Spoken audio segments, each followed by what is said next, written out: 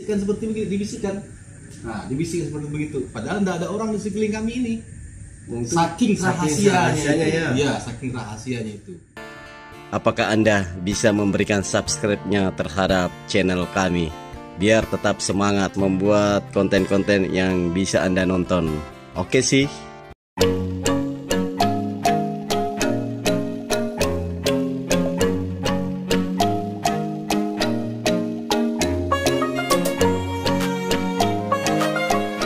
Assalamualaikum warahmatullahi wabarakatuh. Waalaikumsalam warahmatullahi wabarakatuh. Puji syukur alhamdulillah kita panjatkan kehadirat Allah Subhanahu wa taala karena pada malam hari ini kita akan melakukan ngobrol bareng, diskusi bareng, menindaklanjuti dengan respon yang positif terhadap adanya podcast kami beberapa waktu yang lalu tentang silat sendeng Nusantara sanad Guru Ayub.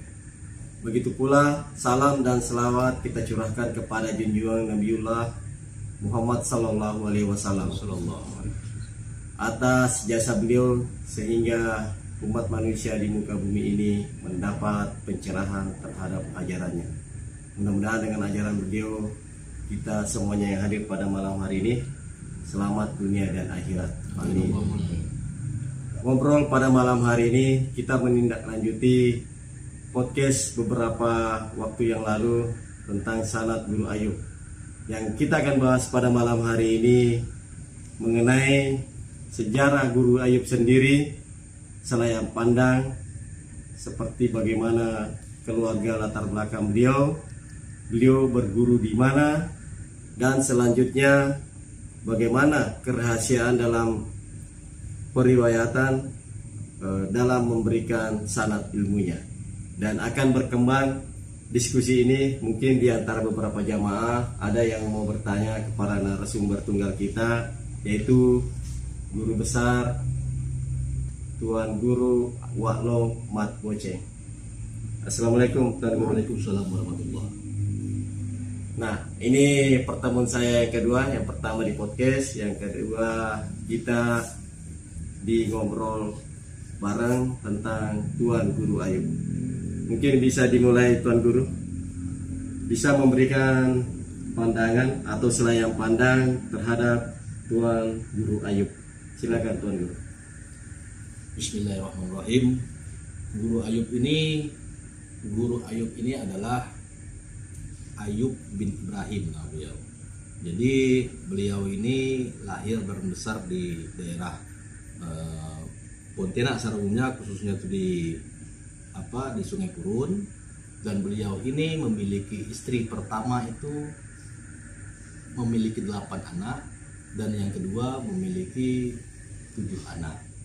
Ini informasi ini yang kami dapatkan dari guru-guru kami dan dari anak beliau langsung yang menyampaikan demikian. Jadi bukan saya ngada-ngada, tapi dari anak beliau langsung yang masih hidup saat ini dan penyampaian dari guru-guru kami sebelumnya.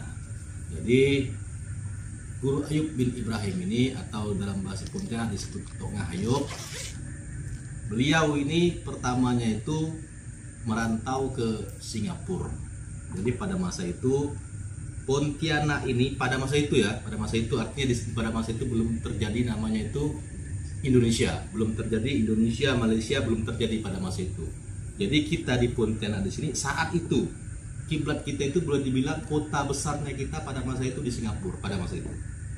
Jadi orang kalau mau jual kelapa di sana, orang kalau mau beli mensan besar tuh di sana.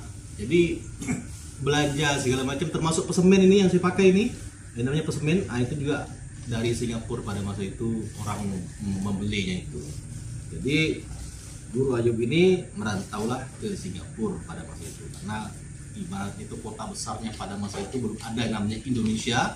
Nah, itu di Singapura. Beliau bertemu dengan cikgu itu dan belajar di sana. Dan beliau juga sempat menikah di sana dan mendapat 8 orang anak. Namun sangat disayangkan anak beliau ini meninggal semua 88 itu. Terus kemudian setelah lanjut cerita, setelah beliau belajar, setelah beliau diamanahkan untuk dan mendapat mengajar, beliau pulang ke Sungai Purun, menikah dengan orang Sungai Purun. Namanya itu Mak Ngah Saliyah. Dengan Mak Ngah Saliyah ini beliau mendapat 7 orang anak. Anak pertama meninggal lagi, anak kedua meninggal lagi, anak ketiga meninggal lagi, anak keempat meninggal lagi, anak kelima dikasih ke orang. Ya. Tujuannya itu supaya selamat begitu itu. Oh iya iya. Nah, kan ada yang, ya emang ada seperti itu. Jadi anak kelima dikasih dengan orang, namanya itu Moteh Mai. Terus anak keenam meninggal, anak ketujuh itu disebut dengan Mo Sukalon. Nah, dari beliau berdua inilah yang kami dapatkan bahwa cerita ini selain daripada guru-guru kami, dari beliau inilah yang kami gali informasinya itu hingga bisa kami sampaikan dan bisa kami pertanggungjawabkan seperti begitu. Maaf Tuan Guru, itu referensi tahunnya apa bisa digambarkan? Nggak bisa ya? Kalau kita berpikir tahun, karena Guru Ayub mengijazahkan Pak Itam Samad tahun 1998. Ya. Berarti maknanya itu kami nyebut dengan pengasas itu Guru Ayub mengajarkan kepada Pak Itam Samad dan memberi ijazah kepada Pak Itam Samad udah boleh mengajar tahun 1998. Maknanya ini kan kalau kita tarik mundur ke belakang ini sekitar tahun 1828. Enggak, bukan, maksudnya 1928 saja. Ijazah muridnya Guru Ayub. Ya. Ya kan? Muridnya Guru Ayub sudah memberi ijazah kepada Haji Dullah. Berarti beliau itu di atas 1928. Iya, jadi beliau itu kalau kita tarik mundur lagi bisa saja sekitar tahun 18 sekian 80-an kalau ya, seandainya dia berumur 60. Iya, ya. kira-kira seperti begitu. Karena pada masa itu memang belum ada namanya Indonesia atau Malaysia saat itu. Jadi itulah tadi itu saya bilang pada masa itu kalau khusus di Pontianak Borneo Barat ini pada masa itu kiblatnya itu boleh dibilang Jakartanya pada masa itu di Singapura itu. Ya, pada masa itu karena memang belum terbentuk namanya negara ini.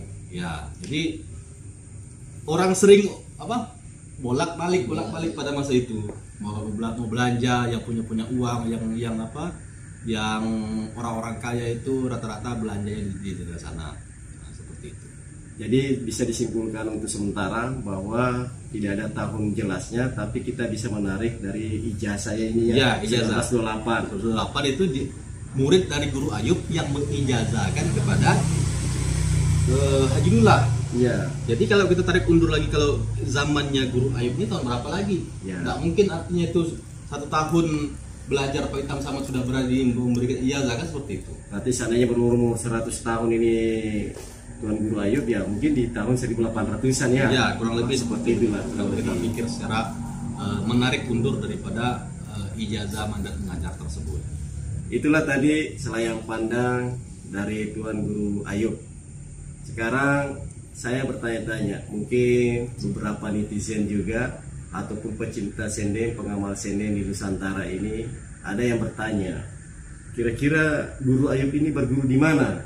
Siapa-siapa gurunya? Ya. Mungkin itu banyak pertanyaan.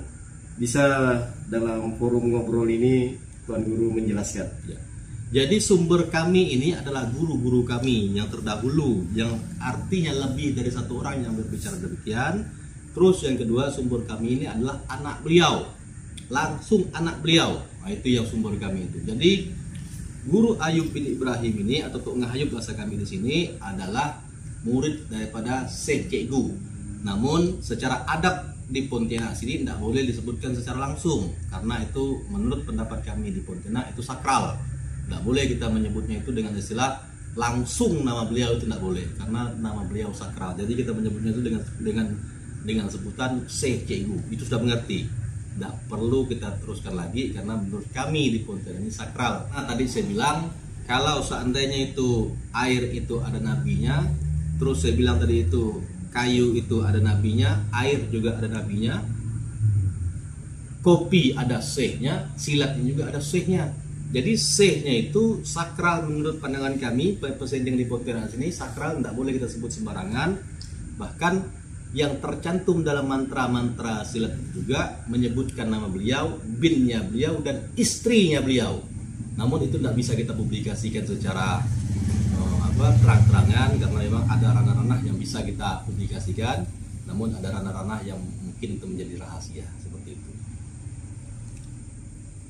Jadi sudah terang benderang bahwa Guru Ayub belajar dari Cek Gu. Ya. Saya juga sampai saat ini saya tidak tahu, sehingga saya mengikut dari Tuan Guru Walo. Jadi terjawab sudah apa yang menjadi sikap penasaran dari netizen ataupun pengamal sendeng yang mempertanyakan hal ini. Seperti itu ya Tuan Guru. Ya. Pertanyaan selanjutnya Tuan Guru, ini kan sudah terang benderang bahwa Guru Ayub belajar sama Cek Gu di Pulau Kuku. Benar. Nah, saya ingin mendapat penjelasan lebih lanjut, siapa beliau ini yang Cek Gu? Jadi kami tadi ini berbicara mungkin di ranah Pontianak Kalimantan Barat. Mungkin seandainya ada berpendapat lain silakan. Namun kepercayaan kami di Pontianak sini, Sending 7 meyakini bahwa Syekh Cek Gu ini belajar dengan istrinya beliau. Makanya Sending ini disebut dengan silat perempuan. Nah, makanya itu Syekh Cek Gu ini belajar dengan istrinya.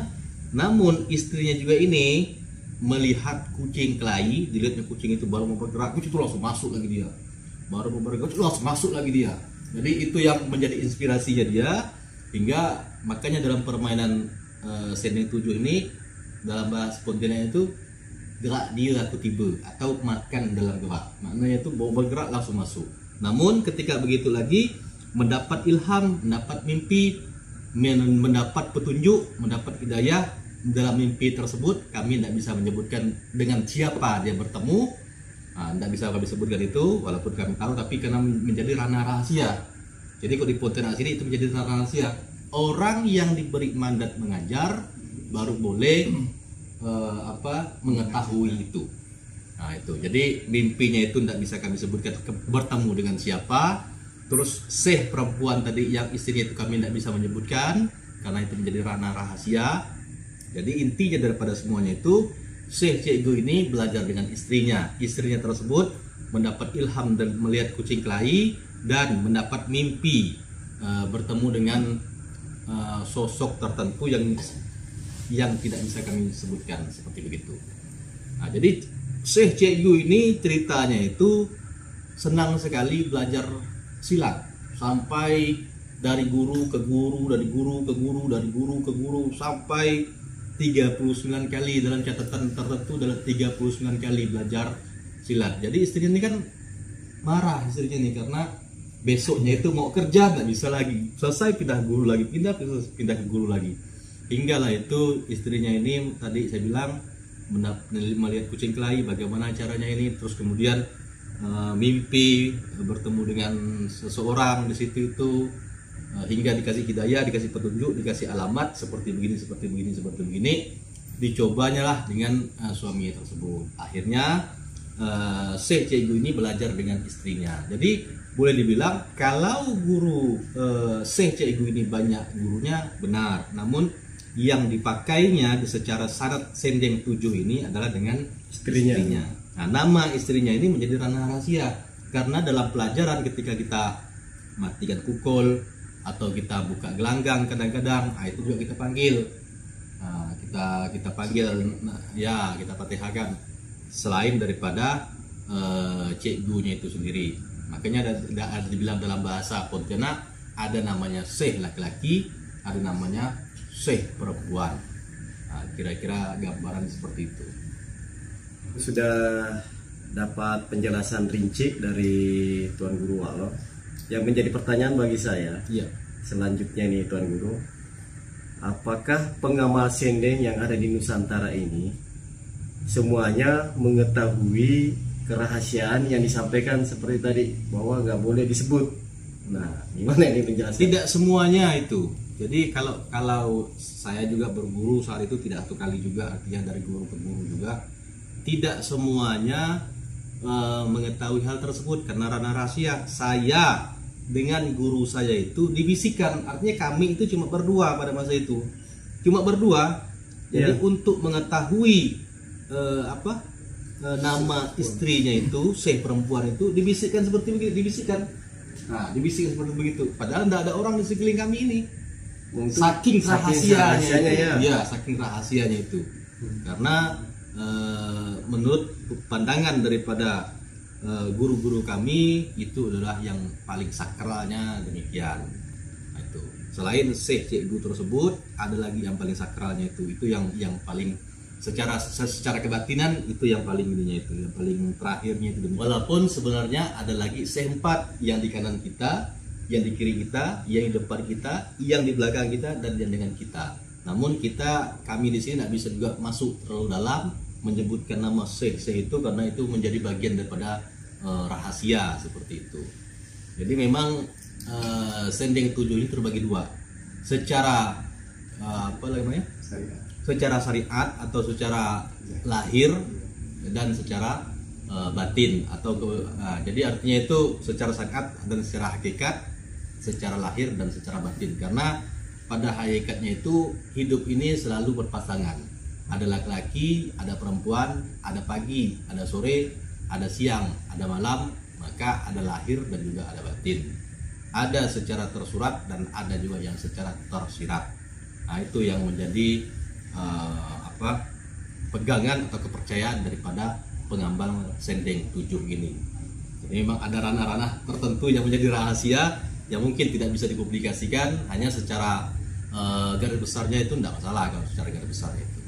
Nah, seperti itu kira-kira pemahaman kami khusus pengamal sendeng yang ada di Pontianak Borneo Barat. Pemirsa Debugis 19, tadi saya sebagai host dalam mengobrol bersama membahas Tuan Guru Ayub. Pada kesempatan ini saya memberikan kepada forum, ada yang bertanya mungkin tentang Guru Ayub atau Cikgu. Saya persilakan, mungkin ada. Oh, silakan. Saya pribadi ingin mengetahui berapa kakak beradik almarhum Nyang Ayub. Beliau itu 7 bersaudara. Karena di Pontianak sini disebut Ngah itu nomor 2. Jadi beliau itu ada namanya itu Lok Dare bahasa Pontianaknya itu, baru Tok Ngah Ayub, baru Tok De Kamsia, baru Maitam Sa'di, baru Poteh Napes, baru si Jainab, dan terakhir itu ada namanya itu Abdul Hadi ya. Jadi beliau itu 7 bersaudara. Nah, jadi semuanya itu ada di Pontianak Kalimantan Barat sini, yang mana cucu cicitnya bertaburan di Pontianak peristiwa ini. Jadi 7 bersaudara. Saya ingin bertanya lagi, apakah kakak beradik ataupun adik ataupun kakak almarhum Guru Nyang Ayub ada belajar dengan Nyang Ayub ataupun dengan guru yang lain? Kalau yang selama ini yang kita ketahui itu yang paling familiar kita dengar, pertama itu Poteh Napes. Poteh Napes ini kalau menurut riwayatnya beliau dulu itu yang kami dapatkan dari anak-anaknya, Poteh Napes ini dulu juga belajar bersilat, tapi kami tidak bisa menyebutkan nama silatnya. Namun Poteh Napes ini disuruh belajar oleh Guru Ayub. Beliau tidak mau belajar. Sudahlah bang, dia bilang, sudah ada ini pegangan saya ini. Tiba-tiba di pasar berkelahi dengan seseorang, kalah ini Guru Napes ini, lalulah memanggil abangnya itu, lalu memanggil abangnya dan datang abangnya itu berkelahi dengan yang tersebut. Akhirnya kalah itu, dua-duanya belajar dan menjadi satu angkatan. Nah, jadi itu tadi itu untuk gambaran Poteh Napes. Akhirnya Poteh Napes sampai akhir riwayatnya juga mengajar banyak murid Poteh Napes itu. Mungkin kalau di Pontianak Kalimantan Barat ini cukup mengenal beliau, banyak sekali murid-murid dari Poteh Napes yang ada di Pontianak sini. Terus yang kedua, iparnya beliau Pak Itam Samad, yang mana Pak Itam Samad ini juga menikah dengan adik daripada Guru Ayub itu dan juga mengajar. Nah, Pak Itam Samad kalau di Pontianak di bahasanya itu Pak Itam Samad. Pak Itam Samad ini memiliki 4 istri. Dari istri keempat, dari 4 istri tersebut salah satu istrinya itu adalah saudara kandung atau adik-beradik daripada Guru Ayub bin Ibrahim. Apakah Toh Hitam Samad dengan Nyang Ayub itu belajar lagi selain daripada Nyang Ayub ataupun dengan guru yang lain? Kalau sampai hari ini kita temukan pada masa itu yang paling terkenal itu kan Guru Ayub. Jadi sudah setelah belajar sama Guru Ayub, tidak ada lagi beliau belajar.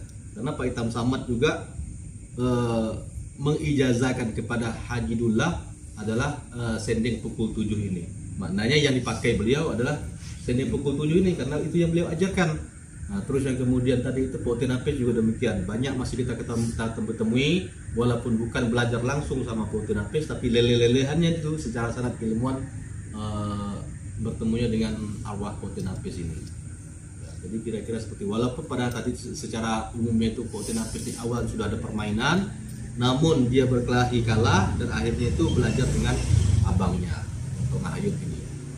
Mohon izin dulu, saya bertanya karena kan di luar sana artinya di luar sana itu masih banyak lantang dengan lantangnya menjelaskan biografi Cek Guru, sedangkan menurut guru sendiri bahwa Cek Guru ini tidak bisa kita secara lantang untuk menyebutkan. Nah, yang jadi pertanyaan saya ini guru, apakah bagaimana menurut guru itu dengan pernyataan yang di luar sana? Karena kan kalau mungkin di ranahnya khususnya Pontianak semuanya udah pada tahu karena kan saya juga pengamal sendeng yang sangat tahu ibaratnya adabnya kita kepada guru bahwa kita menjaga kerahasiaan itu. Nah, bagaimana dengan yang di luar sana yang secara lantang sekali menjelaskan biografi Cek Guru? Nah, ini gimana guru, pandangan guru? Kalau kita kan artinya itu mengedepankan adab. Artinya itu adab lebih tinggi daripada ilmu. Jadi kalau kita dengan guru langsung, artinya guru langsung saja haram hukumnya itu memanggil nama langsung, guru langsung. Apalagi kalau seandainya itu maha guru ini artinya silat. Jadi tapi terserah dari yang lain. Tapi kalau kami di Pontianak sini atau kita di Pontianak sini itu sangat kami sakralkan, tidak boleh menyebut itu dengan lantang dan dengan jelas-jelasnya itu, karena itu sakral bagi kita. Apalagi perempuan itu sangat sakral sekali. Nah, itu yang menjadi untuk ranah kita di Pontianak Kalimantan Barat ini. Artinya memang ada ranah-ranah tertentu yang kita sakralkan, yang tidak boleh kita umbar, yang tidak boleh kita publikasikan, apalagi menyebut nama langsung itu tidak baik karena bagian daripada adab. Kira-kira seperti itu. Artinya guru berarti guru-guru yang sudah mendapatkan seperti guru sendiri yang sudah mendapatkan ibaratnya ijazah, artinya memang sudah tahu ya guru bahwa Cek Guru ini memang tidak boleh dilantangkan gitu guru tentang biografinya. Kalau itu tergantung orang lagi. Kalau saya saja itu semua jamaah saya itu memang saya larang untuk seperti itu, karena memang dari dulu-dulunya seperti begitu. Artinya jamaah saya semuanya itu kalau seandainya menyebut cukup Cek Guru, enggak boleh kecuali kita dalam membaca mantra, yang dalam baca-bacaan itu atau memperfatihahkan beliau, baru kita sebutkan secara jelas dan lengkap dengan bin-binnya, lengkap dengan semua-muanya itu, karena itu tertera dalam mantra silat. Walau tidak tertera dalam tulisan-tulisan secara akademik, namun itu tertulis dalam mantra-mantra silat seperti itu. Izin lagi guru, saya bertanya. Jadi silat sendeng 7 ini berartinya apakah belajarnya hanya sebatas bela diri atau memang ada belajar tentang adab atau tentang lebih ke keagamaan? Kalau sending 7 merangkum dalam semuanya dalam kehidupan sehari-hari. Pada hakikatnya lebih kepada adab, lebih juga kepada ketuhanan seperti itu. Jadi dalam pelajaran lanjutan, penyebutnya itu pelajaran lanjutan. Nah, disebutkan kalau posisi berdiri kita namanya apa, terus kedua kita melangkah dalam kuda-kuda itu namanya apa, terus akhir daripada semuanya itu apa. Makanya kesimpulannya itu dalam sending 7 ini mencari rahasia Allah di dalam gerak. Kira-kira seperti itu. Sesuai dengan penyampaian guru-guru kita, penyampaian orang-orang tua kita, penyampaian dari terdahulu adalah antara silat tadi ini tidak lepas daripada nuansa agama, tidak lepas daripada nuansa budaya. Budaya tersebut bagian daripada adab itu sendiri. Karena biar bagaimanapun siapapun dia, ketika berbudaya udah pasti beradab. Makam para pengasas ini kan beradanya Pontianak, Kalimantan nih. Ya. Dari Mahaguru Nyang Yasin, Ya. Nyang Ayub, Ya. Nyang Napis, Ya. Nyang Samad, Ya. semua guru-guru besar nih adanya Pontianak, Ya. Kalimantan. Tidak menutup kemungkinan untuk sending pukul 7 ngarahnya ke Kalimantan Barat, Pontianak. Apa benar begitu? Bisa juga, bisa tidak seperti itu. Jadi begini. Asal mau apa, kalau kita bicara daripada gurunya Guru Ayub adalah Syekh Gu. Syekh Gu ini mempunyai beberapa murid juga, ada juga di Malaysia, makanya ada juga sending di Malaysia karena salah satu bagian daripada murid Syekh Gu tersebut, ada juga di tempat lain. Namun harus digarisbawahi, kalau di Nusantara ini saya bilang tidak 100%, tapi 80% yang di Nusantara ini lelehan secara sangat keilmuan kepada Guru Ayub bin Ibrahim ini. Jadi sending ini secara mecahnya itu, secara penyebarannya itu dimulai daripada Pontianak Kalimantan Barat ini. Mulai mecahnya itu dari Pontianak Kalimantan Barat ini masuk ke Sumatera, Sumatera masuk ke Sulawesi, Sulawesi masuk ke Jakarta, dan penyebarannya seperti begitu. Kira-kira gambarannya seperti begitu. Walau di tempat lain juga ada juga, tidak menutup kemungkinan ya, tidak menutup kemungkinan di Sumatera juga mungkin dari sending leleh berbeda, mungkin juga, mungkin tanda kutip mungkin dari Cik Gu ini mempunyai murid juga di Sumatera. Karena kalau saya lihat itu ayah itu yang disebut dengan ayah itu, ayah Timat itu dia secara sanadnya tidak ke Pontianak, tapi sanadnya kepada Cik Gu itu, langsung kepada Cik Gu. Ini kalau kita bicara ranah daripada turunan Guru Ayub kepada yang di luar, itu kebanyakan lari kepada Pak Itam Samad. Kemudian Pak Itam Samad lari kepada Haji Dullah. Haji Dullah ini yang sangat berperan besar sekali mengembangkan sending pukul 7 ini hingga ke beberapa daerah seperti itu. Namun walaupun peran beliau sangat besar sekali, luar biasanya beliau tidak lupa kepada sanadnya beliau, tidak lupa kepada gurunya beliau, yaitu Pak Itam Samad. Terbukti dengan beliau sangat menghargai dalam setiap tulisan-tulisan beliau, menyebutkan sanad keilmuan beliau berada di Pontianak. Seperti itu. Apa mungkin atau apa bisa semua pengamal sending mengarahnya ke Pontianak dan kita bikin satu majelis berkumpul menjadi satu, di situ tempat perundingan, di situ segala apa macam, bagaimana nanti kita untuk ziarah di makam, kebersamaan mereka yang di luar seperti apa, menunjukkan untuk kebersamaan itu.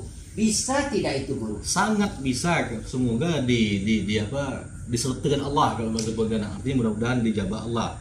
Artinya kita cuma berharap kalau dari pengamal-pengamal sending yang ada di Jakarta, yang ada di Sulawesi, yang di Sumatera berkenan, artinya itu datang ke Kalimantan Barat, berkenan hadir di Kalimantan Barat untuk menziarahi makam guru-gurunya dia. Jadi artinya itu sangat mungkin sekali. Tinggal dari pengamal-pengamal sending yang di luarnya apakah mau, apakah tidak. Cuma itu pertanyaannya itu.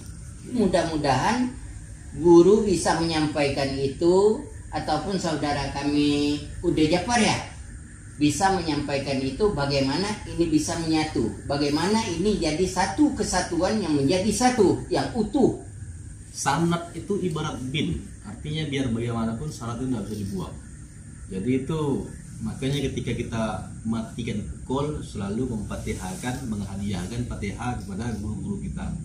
Bagaimana kita bisa mengirimkan Fatihah kalau kita tidak tahu sanad kita? Seperti begitu.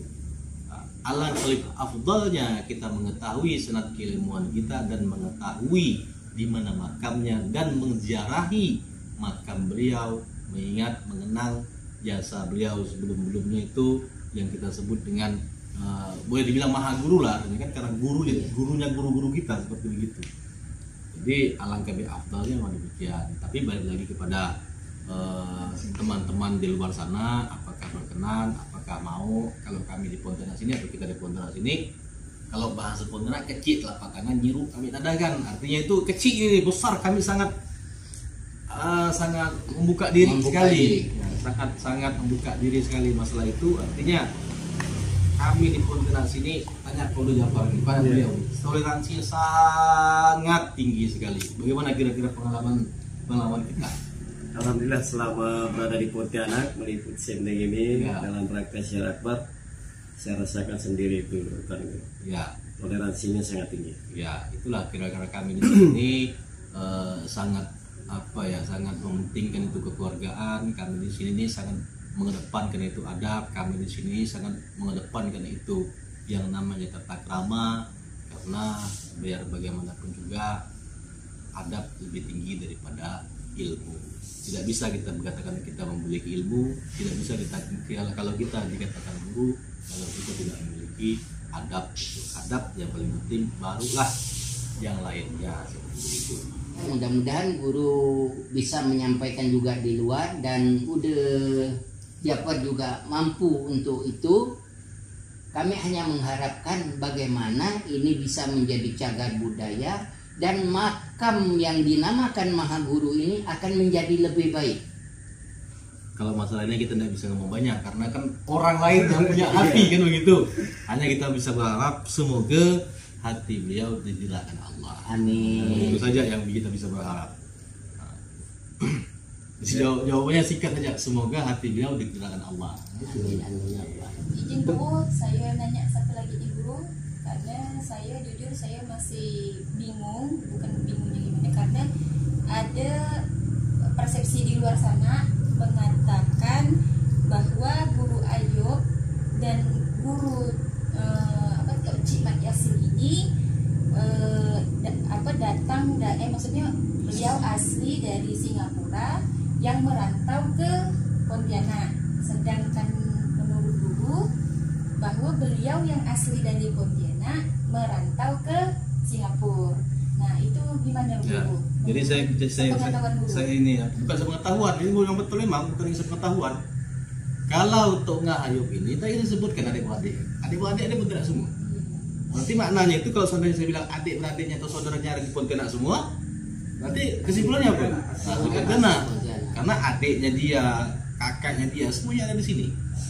Jadi tidak perlu saya jelaskan lagi, artinya adik-beradiknya dia, saudaranya dia, semuanya ada di Pontianak sini. Itu.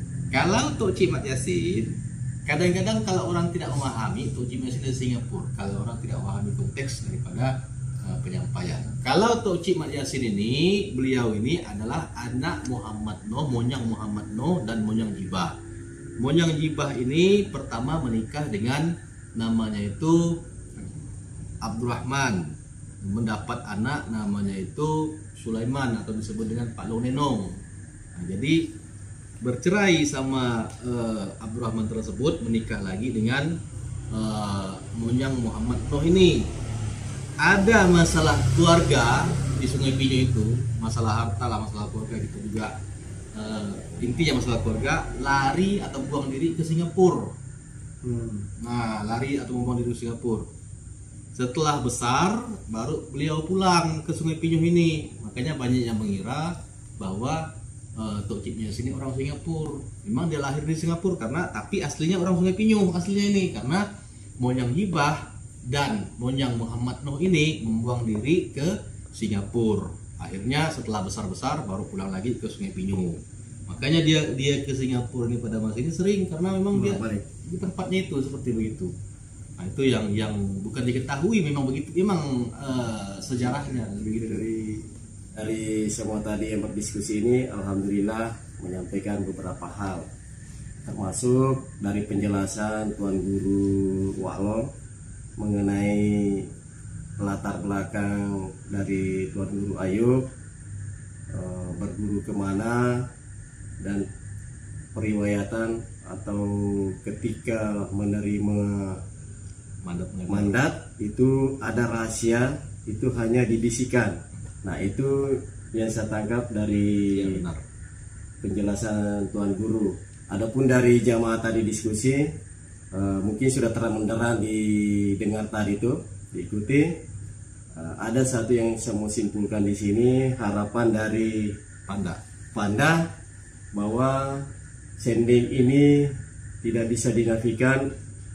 Jika kita berbicara sanad, jelas Guru Ayub berada di Pontianak dan makamnya kita sudah siarahi. Yang kedua, seperti disampaikan oleh Tuan Guru kita, kalau berbicara masalah penyebaran, sudah jelas penyebarannya dimulai dari Guru Ayub, sehingga banyak terdapat di pulau-pulau yang lain yang ada di Nusantara ini. Nah, saya ingin menekankan kembali apa harapan dari Panda, bagaimana seluruh penggiat, pemerhati, pelaku ataupun pengamal silat sendeng pukul 7 yang ada di Nusantara ini benar-benar bisa bersatu. Karena pada dasarnya saudara-saudara kita di Pontianak ini welcome menerima saudara seperguruan yang satu sana, yang dimana kita bahas pada malam hari ini dari Tuan Guru Ayub melalui channel The Bugis Jackson, channelnya Anak Sendeng Nusantara, mengajak untuk menyamakan persepsi, membuat wadah silaturahmi nasional. Kembali lagi kami tegaskan, untuk yang ingin berkontribusi ataupun terlibat dalam misi mulia ini bisa menghubungi nomor yang tertera di bawah ini. Ada penanggung jawabnya, silakan dikontak beliau. Nah, inilah akhir dari bincang-bincang kita. Inilah akhir dari ngobrol kita tentang siapa sih Tuan Guru Ayub, pengasas silat sendeng pukul 7 di Nusantara ini. Silat sendeng Nusantara 1928. Saya akhiri dengan ucapan wabillahi taufiq wal hidayah. Wassalamualaikum warahmatullahi wabarakatuh. Waalaikumsalam warahmatullahi wabarakatuh.